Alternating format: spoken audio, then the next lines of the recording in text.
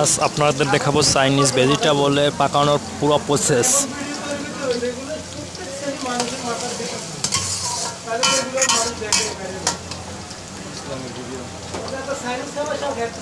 তারপর রসুনগুলো তেলের ভিতরে ভালো করে বাদামি কালার করে নিতে।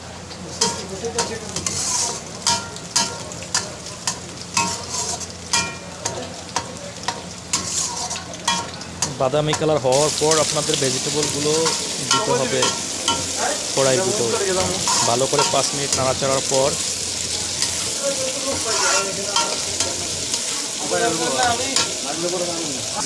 পরিমাণ মতো পানি দিতে হবে। পানি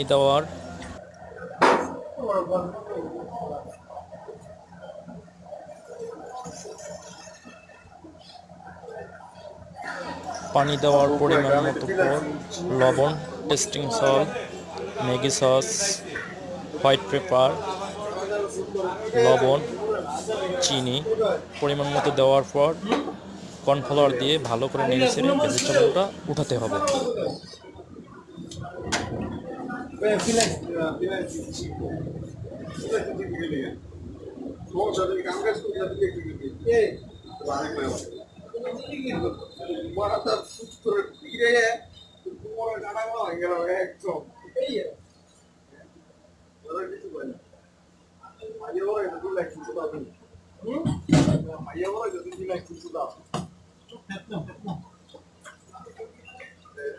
এরপর দেখবেন ভেজিটেবলটা ঠিকঠাক আছে কিনা সেটা ট্রাই করবেন।